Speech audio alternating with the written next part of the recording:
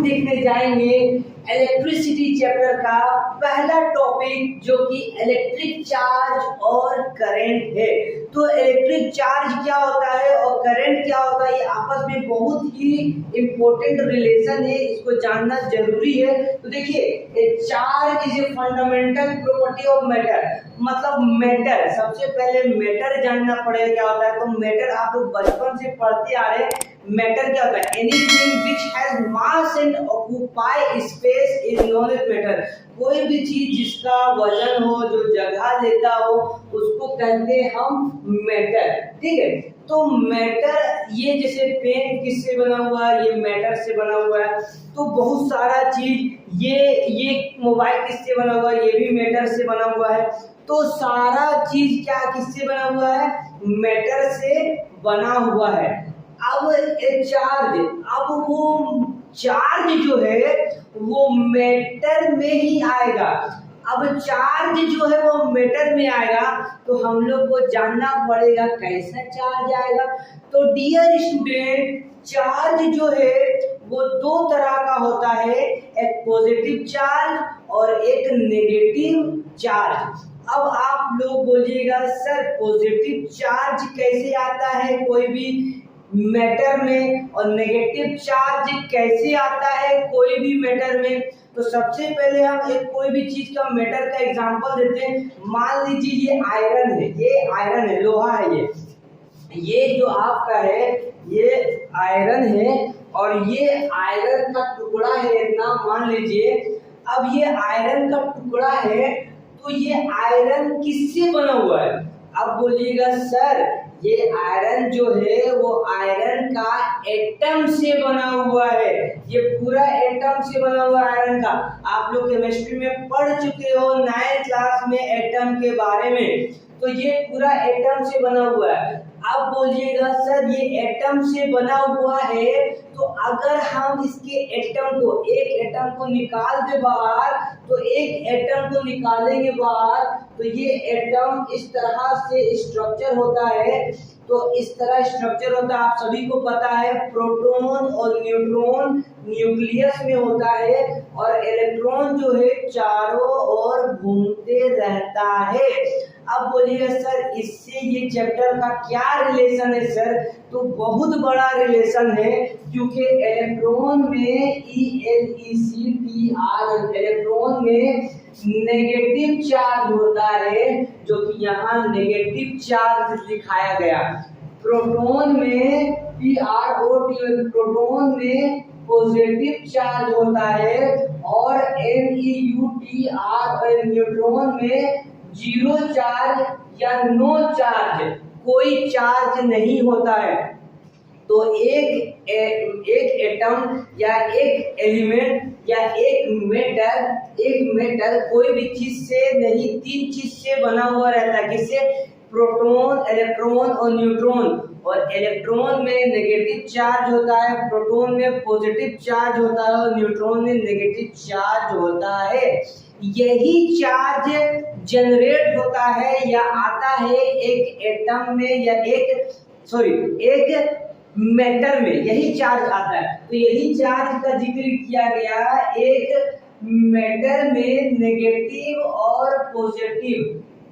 Positive और negative charge होता है। यही चार्ज जो है वो इलेक्ट्रिक चार्ज कहलाता है। अब इलेक्ट्रिक चार्ज क्यों कहलाता है? इसमें देखिए, इलेक्ट्रॉन में नेगेटिव चार्ज होता है, क्वेश्चन आ जाए कितना होता है, तो negative 1.6 into 10 to the power -19 coulomb charge. तो एक इलेक्ट्रॉन में -1.6 into 10 to the power -19 coulomb charge होता है। एक प्रोटॉन में बस पॉजिटिव में साइन आ जाएगा, 1.6 into 10 to the power -19 coulomb charge होता है, और न्यूट्रॉन में कोई चार्ज नहीं होता।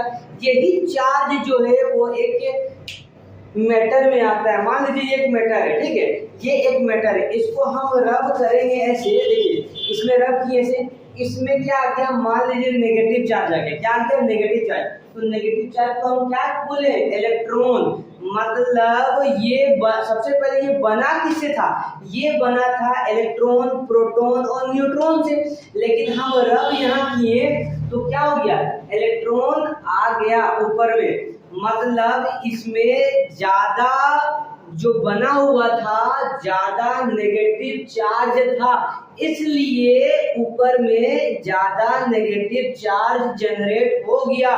प्रोटॉन से ज्यादा, प्रोटॉन से भी बना हुआ है और न्यूट्रॉन से भी बना हुआ, मतलब इसमें इलेक्ट्रॉन, प्रोटॉन, न्यूट्रॉन तीनों है, लेकिन ज्यादा कौन है, ज्यादा इलेक्ट्रॉन आ गया इसमें। अब इसको रब करके कोई पीस ऑफ पेपर के पास ले जाइएगा तो पीस ऑफ पेपर चिपक जाएगा इससे, मतलब इसमें चार्ज हम क्या किए, जनरेट कर दिए। उसी तरह मान लीजिए इसमें हम ये रब किए तो इसमें मेरा क्या आ गया, पॉजिटिव चार्ज आ गया, मतलब इसमें नेगेटिव पॉजिटिव दोनों चार्ज था, लेकिन पॉजिटिव चार्ज आ गया क्योंकि इसमें ज्यादा पॉजिटिव चार्ज था।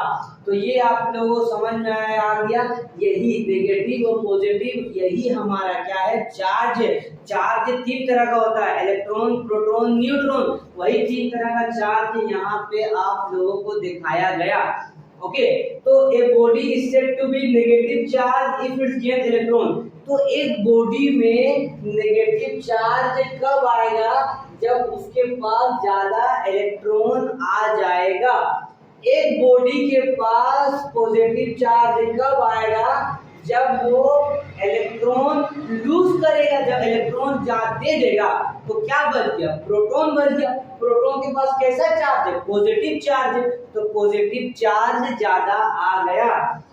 ऐसा यूनिट ऑफ इलेक्ट्रिक चार्ज। अब इस चार्ज को हम लोग कैसे डिनोट करेंगे, तो Q से डिनोट करेंगे, और इसका SI यूनिट क्या होगा, तो कूलम होगा। देखिए वहां पे हम लिखिए ना, -1.6 × 10⁻⁻19 कूलम। कूलम क्या है, SI यूनिट है चार्ज का।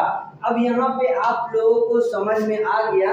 अब 9th क्लास में केमिस्ट्री में आप लोग पढ़े थे, ये प्रोटॉन और न्यूट्रॉन होता है, इलेक्ट्रॉन चारों ओर घूमते रहता है।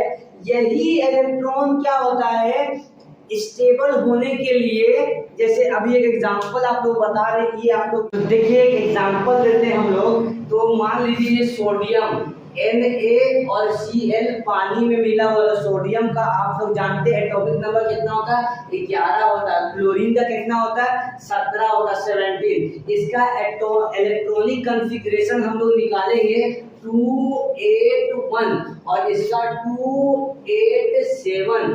ठीक है, तो क्या करेगा, स्टेबल होने के लिए ये एक इलेक्ट्रॉन इसको दे देगा, इलेक्ट्रॉन इधर से इधर जाएगा और ये 8 हो जाएगा और ये भी 7 हो जाएगा।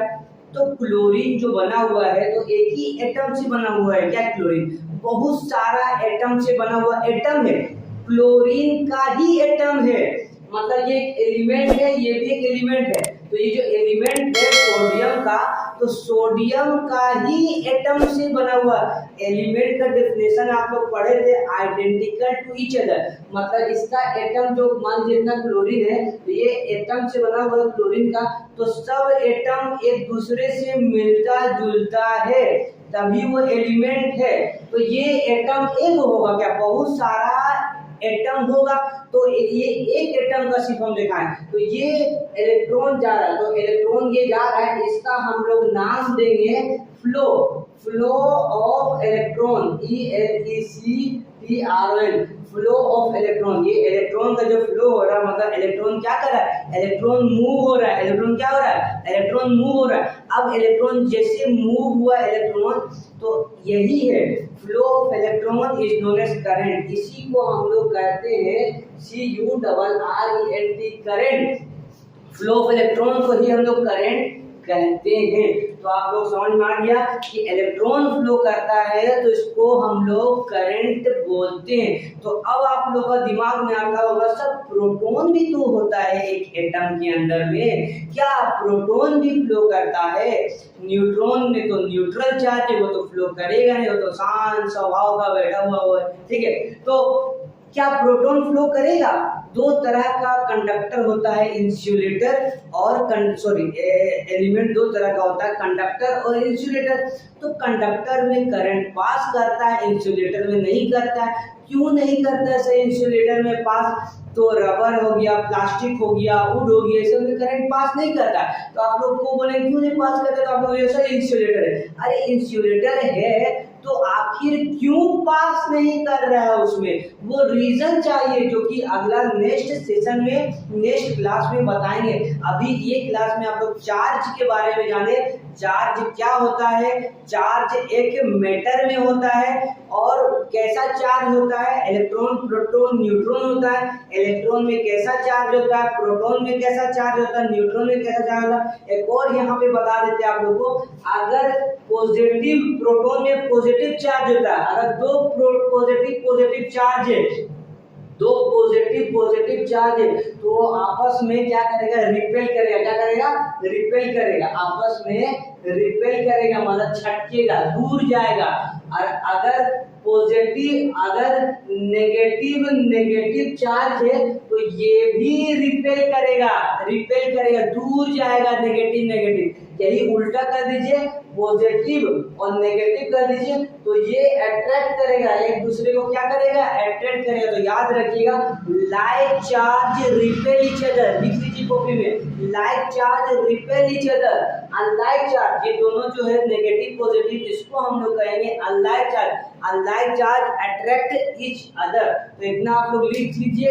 अब अगला सेशन में